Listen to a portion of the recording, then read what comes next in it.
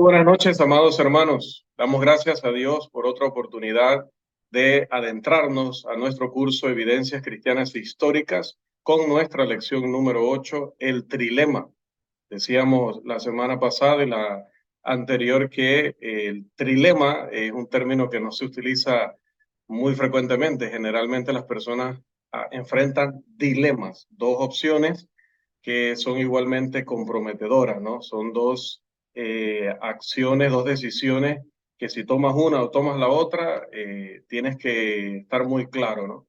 Trilema, pues, que te ofrece en realidad tres opciones en lugar de solamente dos. Señor, en el caso de Jesús de Nazaret es la pregunta, ¿no? ¿Qué era Jesús de Nazaret? ¿Señor, engañador o lunático? Porque debido a las cosas que él enseñó, debido a las cosas que dijo, pues no hay otra explicación. O es un engañador, o es un lunático, o es el Señor. Recordamos que iniciamos nuestra lección leyendo este pasaje de Marcos 8:27. Salieron Jesús y sus discípulos por las aldeas de Cesarea de Filipo, y en el camino preguntó a sus discípulos diciéndoles, ¿quién dicen los hombres que soy yo? Y mencionábamos que esta es una, si no la pregunta más relevante de la historia de la humanidad, porque ¿por quién es Jesús de Nazaret para que nosotros tengamos que escucharle, para que nosotros tengamos que aprender de él, para que nosotros tengamos que creer en él como enseñó, para que nosotros concordemos con él en que es el Hijo unigénito de Dios, que es de naturaleza divina, que es el Salvador de la humanidad, que nos puede otorgar el perdón de pecados, que nos puede llevar a mansiones celestiales en la casa de su Padre, allá en la eternidad. ¿Quién es Él para que nos pueda prometer todo eso? ¿Y por qué nosotros tendríamos que creer eso? ¿Por qué nosotros tendríamos que seguirle? ¿Por qué incluso tendríamos que negarnos a tantas cosas que la carne nos pide? Tantas cosas que la sociedad, el mundo vive y disfruta, entre comillas. Nosotros tenemos que negarnos a ellas porque Jesús enseñó que no las podemos practicar y estar bien con Él y con su Padre. ¿Por qué tenemos que hacer eso? ¿Por qué tenemos que llegar a sacrificar incluso nuestra propia vida? Y antes de ello sacrificar a nuestra madre, a nuestro padre, a nuestros hijos, a nuestros hermanos, a nuestras posesiones, por Él y por todo lo que Él enseña. ¿Por qué? ¿Quién es Jesús de Nazaret? Y Jesús le pregunta a sus discípulos, ¿quién dicen los hombres que soy yo? Ahora, ¿qué dicen los hombres? Bueno, estuvimos analizando en la lección anterior. Dicen que Él es un gran maestro de moral, dicen que Él es un gran filósofo, dicen que Él es un gran profeta, dicen que Él es un gran maestro, dicen que es un líder religioso fenomenal, pero miles de millones afirmamos, creemos y afirmamos, y estamos convencidos de tener las pruebas suficientes de que él no era simplemente un líder religioso más, un maestro más, era el Hijo unigénito de Dios y lo sigue siendo, obviamente, ¿no? Pero estamos hablando de analizarlo a él en su momento en la historia, su vida terrenal. ¿Quién es Jesús de Nazaret? El Hijo de Dios. ¿Quién es Jesús de Nazaret? El Señor y el Salvador. Esa es nuestra convicción, pero durante esta lección y durante todo el curso hemos estado poniendo las bases, el fundamento para llegar a esta, la más importante conclusión de todo nuestro estudio. Estuvimos también viendo el trilema desarrollado con sus consecuencias en este gráfico tan valioso para poder ver todas las opciones delante de nosotros de una sola vez. Decíamos, en realidad, el trilema consta de dos alternativas principales, pero que luego terminan siendo tres consecuencias. La primera alternativa es si él decía que era Dios, si él decía que era el Hijo de Dios, si él decía que es un ser divino, eterno, omnipotente, omnipresente, entonces o sus afirmaciones eran verdaderas o sus afirmaciones eran falsas. Consideramos el caso de que fueran falsas. Si eran falsas, dentro de esa alternativa hay dos alternativas más, o que él sabía que sus afirmaciones eran falsas o que él no lo sabía. Si él sabía, entonces era definitivamente un engañador y una muy mala persona, pero al mismo tiempo era un necio, porque cuando lo iban a matar por las cosas que él decía, por lo que él creía hacer y decía hacer, o engañaba a otros para que lo creyeran, si esa fuera la alternativa, entonces, ¿por qué murió por eso? ¿Por qué morir de esa manera? ¿Por qué dejarse golpear? ¿Por qué dejarse torturar? ¿Por qué pasar por todo lo que pasó? Si él sabía que todo eso era una mentira y simplemente tenía que reconocerlo y pedir perdón y evitar la muerte. Ya, que se iban a burlar de él, que iban a dejar de seguirle, sí, pero evitaba probablemente evitaba pasar por la muerte al estilo que murió, ¿no? Por otro lado, si sus afirmaciones eran falsas, pero él no sabía que eran falsas, entonces estaba sinceramente engañado. Pero hermanos, como veremos hoy en esa alternativa, estar autoengañado con las cosas que Jesús decía de sí mismo, eso ya es un nivel que no le podemos llamar simplemente, no, estaba confundido, estaba un poco equivocado, no estaba tan cerca de la verdad. No, no. Para que alguien creyera que era lo que él decía ser, o sea, para que alguien crea que es Dios todopoderoso, eh, no simplemente es una persona que está engañada, es una persona que está lunática, es una persona que está loca. Bueno, entonces la otra alternativa mayor es o principal es sus afirmaciones eran verdaderas. Pero si sus afirmaciones eran verdaderas, entonces Él es el Señor. Y si Él es el Señor, entonces el hombre se encuentra ante la obligación de tomar un partido. O lo aceptas o lo rechazas, pero ya no puedes ignorarlo, porque si estás diciendo que es el Señor, entonces algo tienes que hacer sobre eso. O le vas a obedecer o le vas a seguir desobedeciendo. ¿Cuál va a ser tu decisión? Entonces vamos a entrar hoy, hermanos, en materia, ya con nuestra alternativa número dos. Vimos la semana pasada la posibilidad de que él fuera un mentiroso y las dos ramas de siendo un mentiroso, sabiendo que era un mentiroso, o ser un mentiroso por estar autoengañado. Y concluimos que no era viable esa explicación, que realmente esa no sería una manera racional de poder explicar todo lo que Jesús enseñó y todo lo que Jesús hizo. Así que esto nos lleva a preguntarnos o nos lleva a la segunda alternativa. Entonces, ¿qué era este hombre? ¿Este hombre era un lunático? Si es increíble que Jesús fuera un mentiroso por todo lo que estuvimos considerando, ¿podría entonces él haber pensado que era Dios, pero haberse equivocado? Después de todo, hay personas, incluso hoy, que defienden ideas religiosas, ideas filosóficas, ideas políticas, porque sinceramente creen que lo que están defendiendo es lo mejor, que lo que están defendiendo es bueno. Entonces, ¿podía pasarle eso a Jesús? Puede pasarle a cualquiera. Pero debemos recordar que para que alguien, otra vez aclaro, no es que él pensaba cualquier cosa, no es que él pensaba que era Dios. Entonces, para que alguien pensara que era Dios, especialmente en una cultura que era fuerte y absolutamente monoteísta, es decir, que adoraba un solo Dios, y luego decirles a otros, o sea, no solo creerte que eres ese Dios todopoderoso, sino decirles a otros que su destino eterno dependía de creer en ti. Hermanos, eso no era un simple saltito, un simple vuelo a la fantasía, sino los pensamientos, digo, otra vez recuerde, si no es cierto, serían los pensamientos de un lunático en el más pleno sentido de ese término. Entonces, la pregunta, ¿era Cristo una persona así? El filósofo católico, profesor de filosofía, Peter Chris, nos muestra por qué debemos rechazar esta opción y comienzo a pedirles que me colaboren con la lectura. Las declaraciones de Chris están divididas en tres diapositivas, así que el que nos va a ayudar con la lectura, que sepa que dos veces tenemos que pasar a la siguiente página. ¿Quién nos colabora con esta lectura? ¿Qué dice el señor Peter Chris?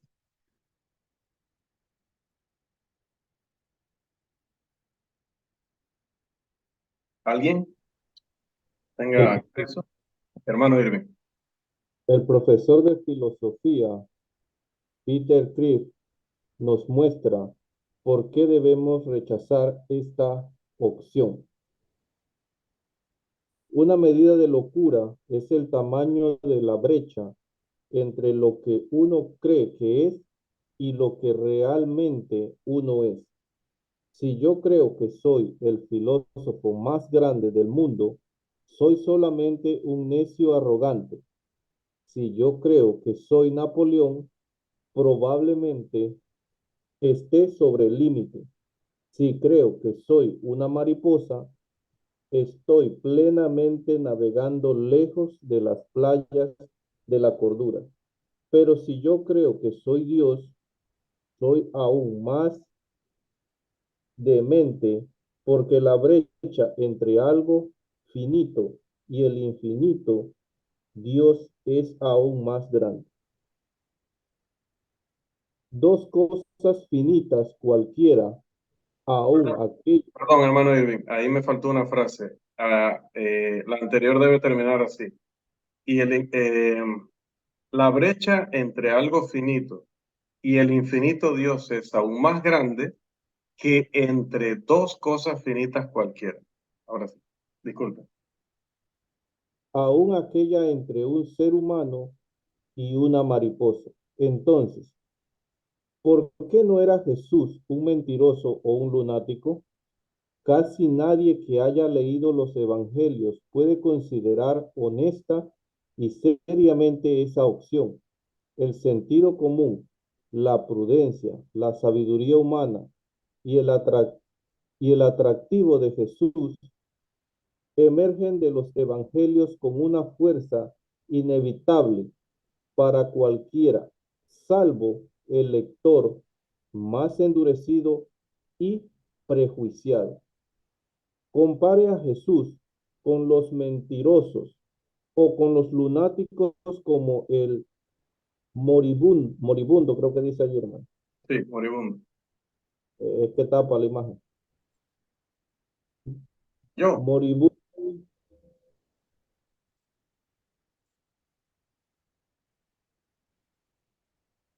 ajá, el moribundo Nietzsche. Nietzsche.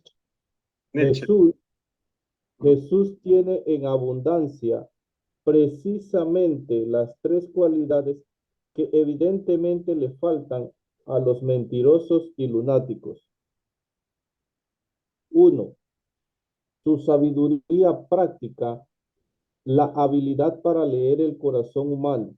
Dos, su amor profundo y triunfador, compasión apasionada, la habilidad para atraer a la gente y hacerlas sentir cómodas y perdonadas, su autoridad, no como la de los escribas. Y tres, su habilidad para asombrar al ser impredecible, su creatividad. Los mentirosos y los lunáticos son todos torpes y predecibles. Nadie que conozca los evangelios y a los seres humanos puede pensar seriamente en la posibilidad de que Jesús fuera un mentiroso o un lunático o un hombre malvado. Muchas gracias, hermano Irving. Así es, el señor Criff dice, realmente si tú has estudiado esos documentos históricos, que ya aquí hemos demostrado que son totalmente confiables, los más confiables acerca de la historia de la antigüedad, los más confiables de toda la literatura humana. Obviamente la literatura humana de historias a las que ya no tenemos acceso sobre todo, ¿no? Y si ya esos documentos realmente están respaldados, están demostrados como documentos confiables, entonces lo que está allí es una realidad. ¿Y qué es lo que habla allí? Habla de las enseñanzas, habla de las obras de Jesús. Cuando analizamos eso, ahorita dejando de margen que hacía señales y milagros, nada más hablando de sus obras en el sentido común del día a día y su enseñanza, su carácter, el ejemplo que daba, solo tomando en cuenta eso, dice Mr. Criff, no podemos definitivamente pensar en este hombre como un mentiroso porque el mentiroso y también el lunático, dice, son predecibles. Ahora, usted me dirá, pero un lunático no es muy predecible, porque yo no sé qué va a ser un lunático en un momento dado. Sin embargo, sí es predecible. O sea, sí es predecible en cuanto a que usted espera de parte de él realmente lo peor. Espera que en cualquier momento él haga algo que nada tenga que ver con la cordura y la razón. En cuanto al mentiroso, de la misma manera, ¿qué problema tiene el mentiroso? Que también es predecible. ¿Por qué? Porque el mentiroso necesita estar constantemente revisando sus afirmaciones, conectando nuevas mentiras para sostener mentiras anteriores y va creando una red inmensa que en algún momento empieza a desmoronarse por algún lugar. Entonces, por eso existe aquel adagio de las mentiras tienen patitas cortas y rápidamente las alcanza la verdad. Entonces, realmente el mentiroso o el lunático no tienen nada que ver con el Jesús, dice el señor Christ, y estamos totalmente de acuerdo, que está descrito en los evangelios. Recuerde que usamos evangelios, no como si hubiera varios evangelios de Jesucristo, sino en cuanto a los relatos del evangelio de Mateo, Marcos, Lucas y Juan, aclarando eso, que sea muy importante, no tanto para nosotros como para los que luego ven los vídeos en la red. Cuando leemos los evangelios, no vemos en Jesús inconsistencias, no vemos en Jesús ese carácter predecible de esperar de él lo peor o esperar de él ese error donde lo atrapan y demuestran que no es una persona que habla con honestidad o que habla con franqueza. No encontramos eso en Jesús. Entonces, si analizándolo a él, no vemos que en ningún momento intenta engañar a las personas a propósito, no vemos que en ningún momento la gente que andaba constantemente poniéndolo a prueba, cuestionándolo, tratando de exhibir en él algo malo para que la gente se decepcionara o para poder matarlo con razón, no lo encontraron. Una y otra vez lo intentaron. Le hicieron, hermanos, unas preguntas que usted y yo no hubiéramos podido responder en 1000 años. Y él respondió con una naturalidad, con una contundencia, con una claridad intelectual, hermanos, demasiado superior. Eso no lo hace un lunático. Enseñó, hermanos, cosas que imagínense durante 2000 años. Han creado escuelas de teología, hermanos. Durante 2000 años se han estado debatiendo. Durante 2000 años se han escrito miles de millones de libros o millones de libros, para no exagerar demasiado. Durante todo este tiempo, hermanos, universidades, institutos, países completos han estado dedicados al estudio, al análisis, a la consideración, o han creado todo su sistema, su entorno alrededor de la escritura que habla sobre este hombre. Las fechas, todo tiene que ver con él. Entonces, ¿cómo podemos decir que simplemente se trataba de un mentiroso o de un lunático? Además, el señor Christ agrega las cualidades personales de Jesús, como dice, cuando dice su sabiduría humana, quiero aclarar también que se refiere a su inteligencia natural, ¿sí?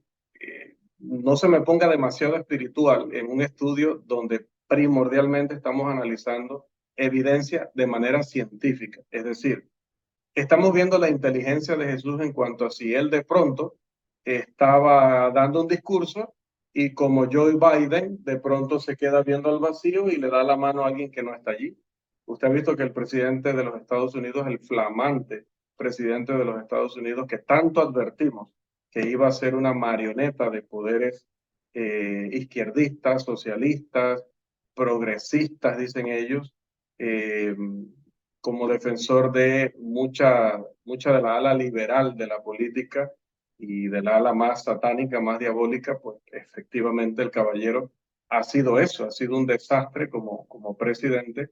Y aparte de eso, que es el punto que iba a mencionar, son, hermanos, una cantidad de videos que no les puedo decir ahorita la cantidad, donde se ve que él no está bien, no está bien de salud, no está bien mentalmente, es una persona que de pronto está hablando y se queda mirando y le da la mano a alguien que no está, le habla a alguien que no está, no sabe por dónde salir de un escenario, habla de personas que están muertas como si estuvieran vivas, habla de personas como que él conversó con ellas cuando son personas que murieron hace 100 años o 150 años atrás.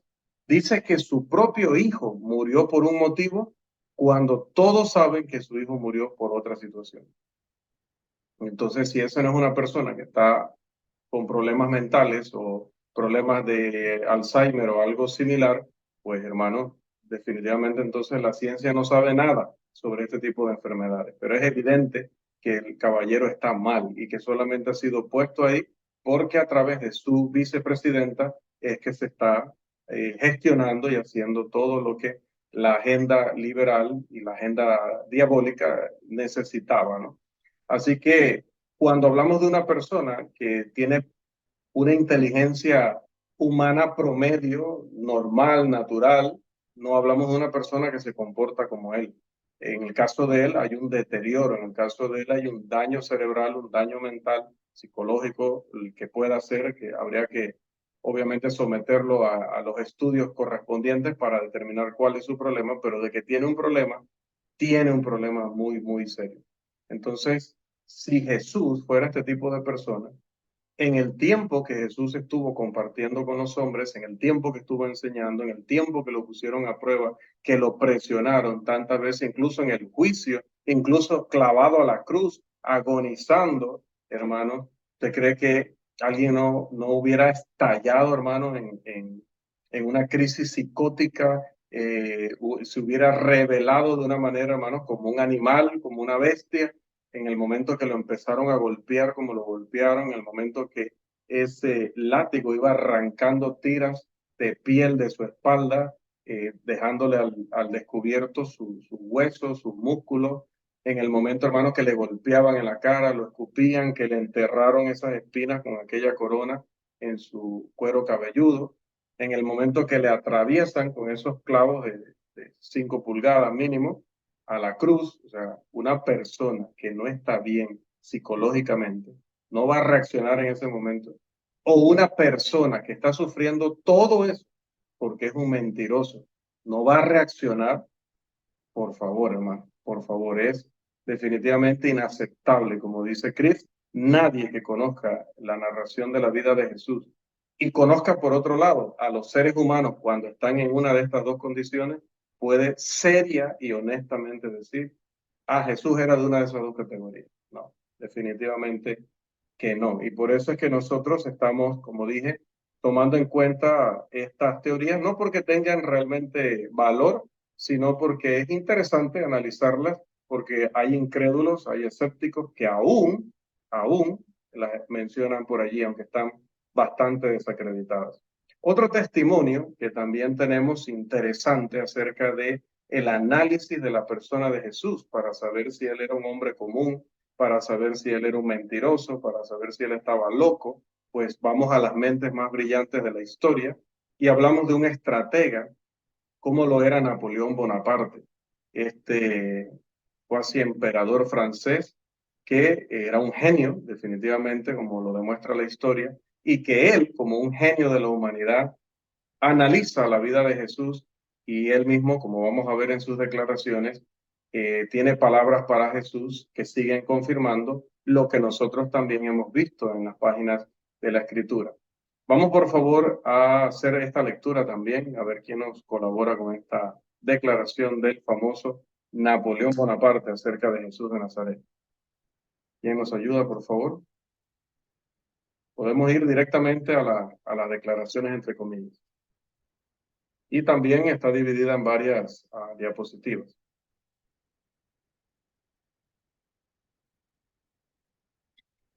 A ver,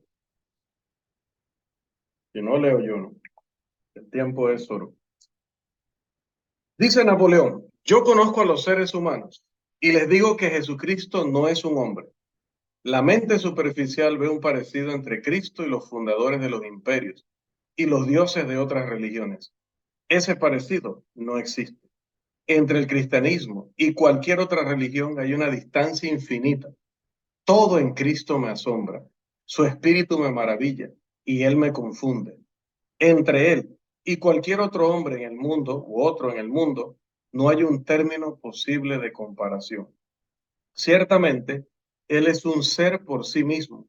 Sus ideas y sentimientos, la verdad que él anuncia, su manera de convencer, no pueden ser explicados ni por la organización humana ni por la naturaleza de las cosas.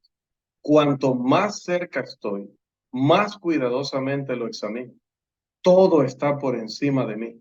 Todo permanece grande, de una grandeza que subyuga. Su religión es una revelación de una inteligencia que ciertamente no es la de un hombre. No se puede encontrar absolutamente en ninguna parte, solo en él, la imitación del ejemplo de su vida. Yo busco en vano en la historia para encontrar a alguien parecido a Jesucristo o algo que pueda aproximarse al Evangelio.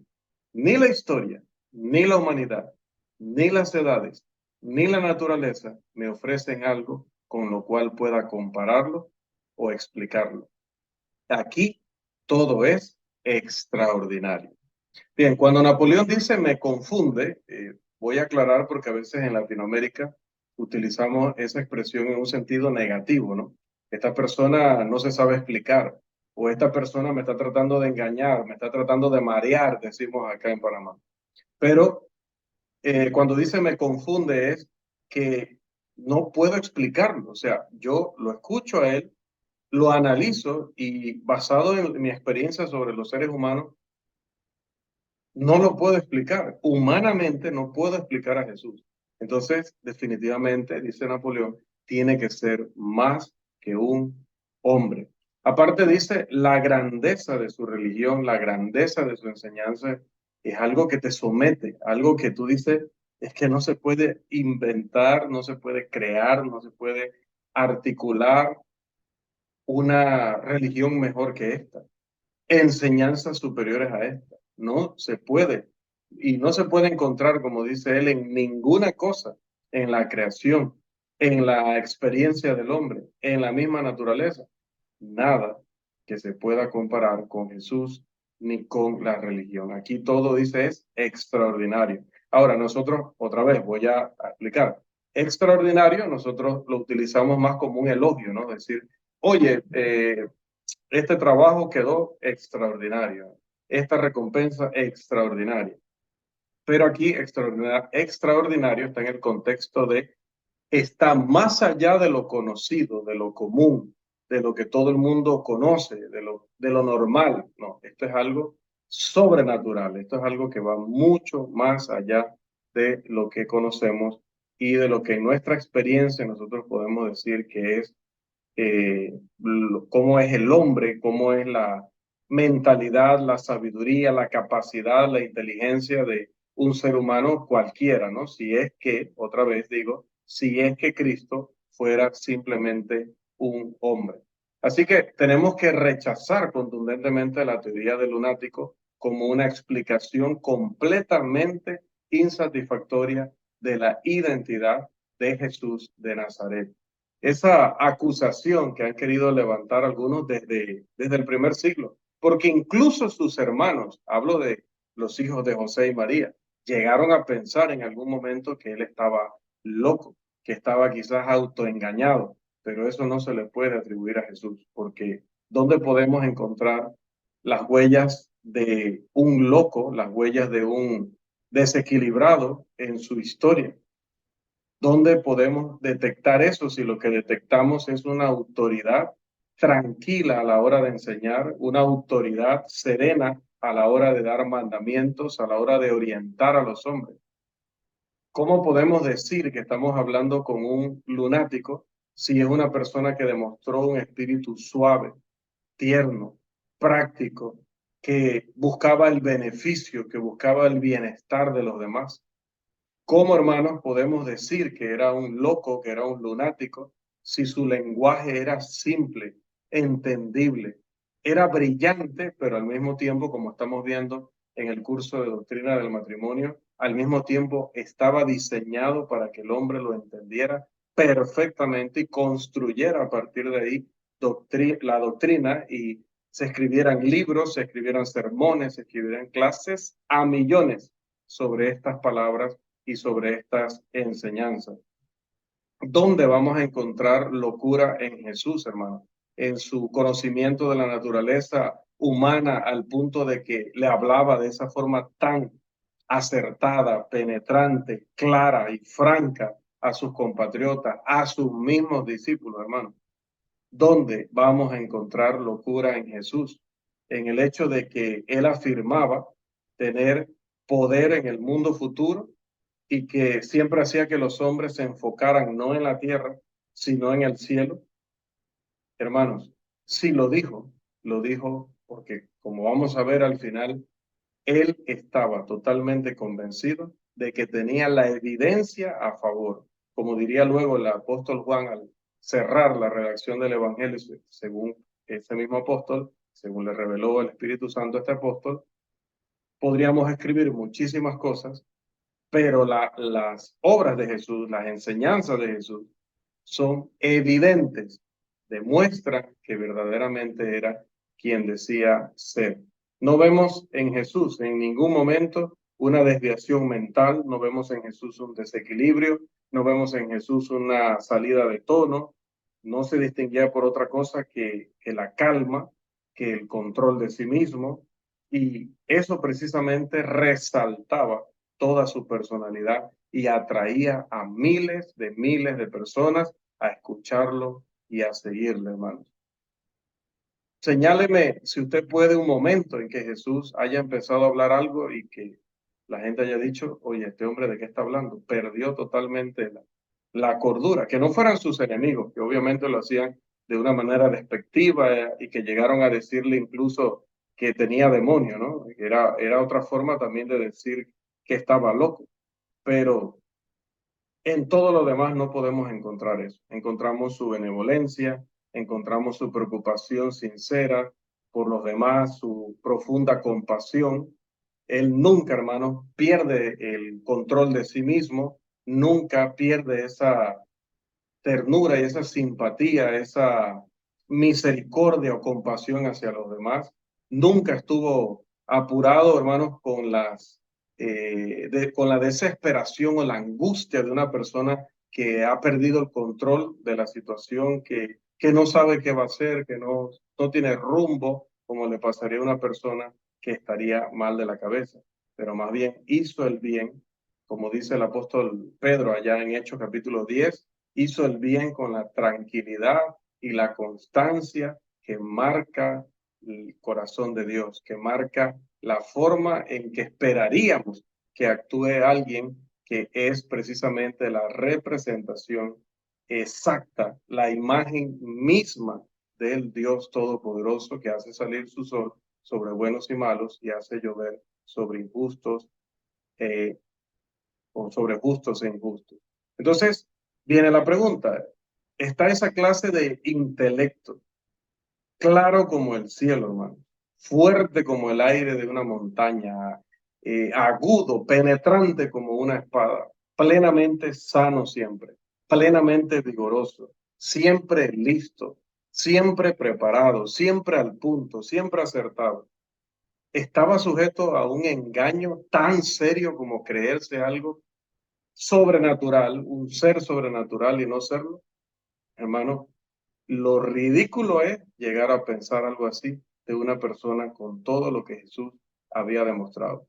Lo cierto es que Jesús no solamente era un hombre sano, sino que el consejo que él nos brinda, la orientación espiritual, la dirección espiritual es la más concisa y la más precisa para la paz de la mente y del alma de todos los seres humanos. ¿Cómo podía un loco, cómo podía un lunático enseñar cosas que hoy están transformando vidas para llevarlas de la ansiedad a la calma, para llevarlas de la desesperación a la confianza, para llevarlas de una vida desordenada y autodestructiva a una vida con orden y una vida productiva?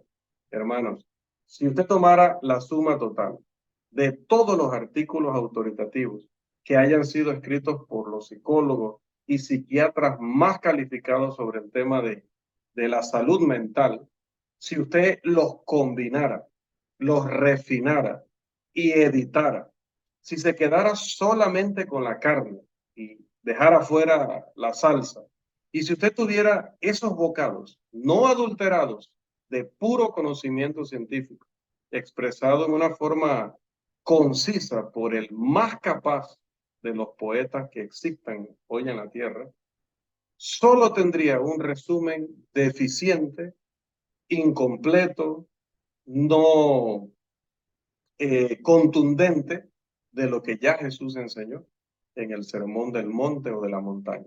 Y ese resumen que les hablaba, preparado por los mejores en cada uno de esos campos, no sufriría mucho al compararlo con el primer sermón de Jesús.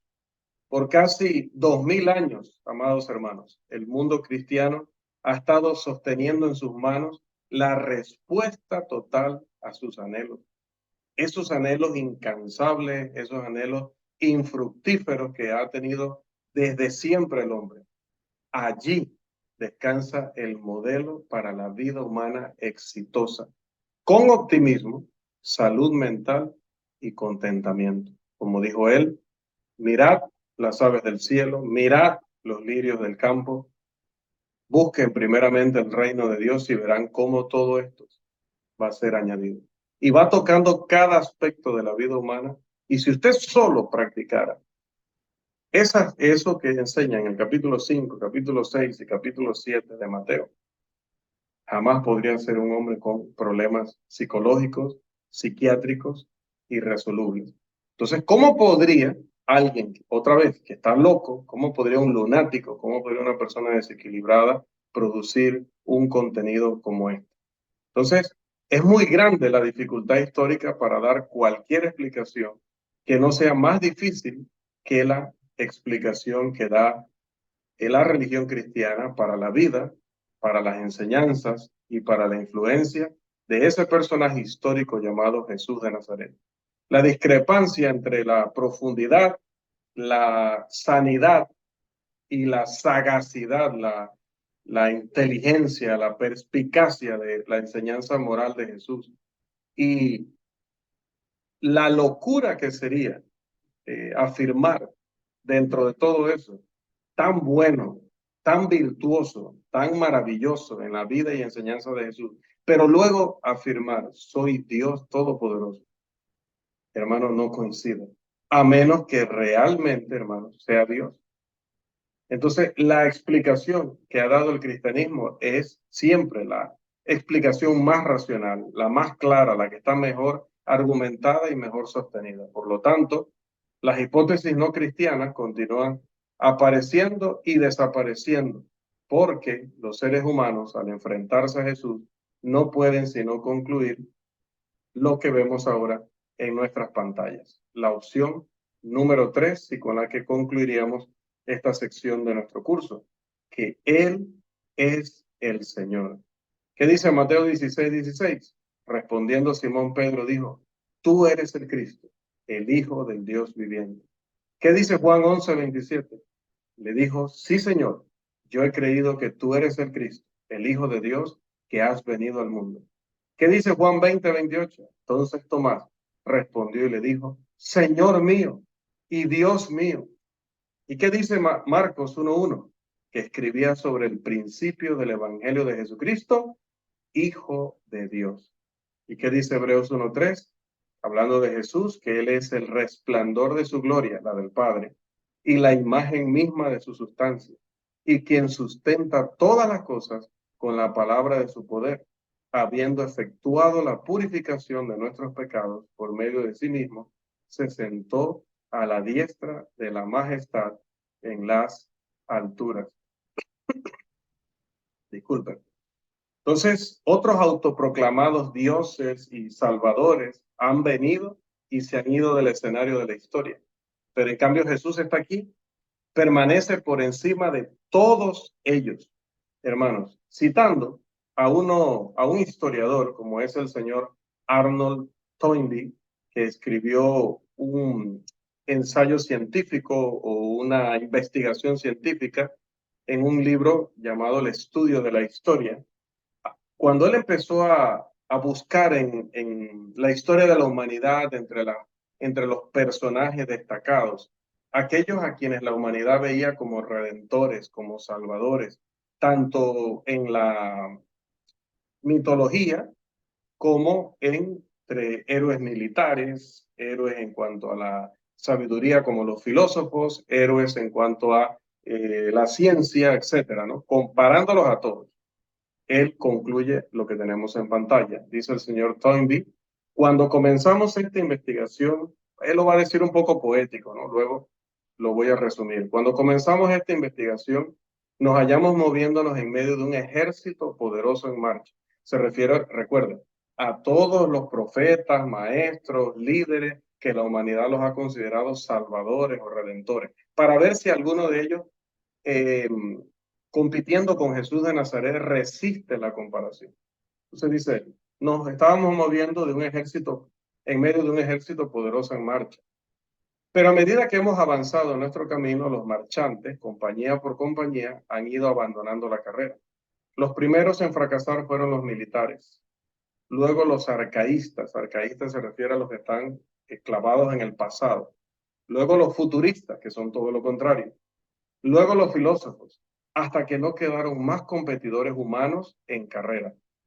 En la última de todas las etapas, nuestro variado conjunto de posibles salvadores, humanos y divinos, se ha reducido a una sola compañía de solo dioses.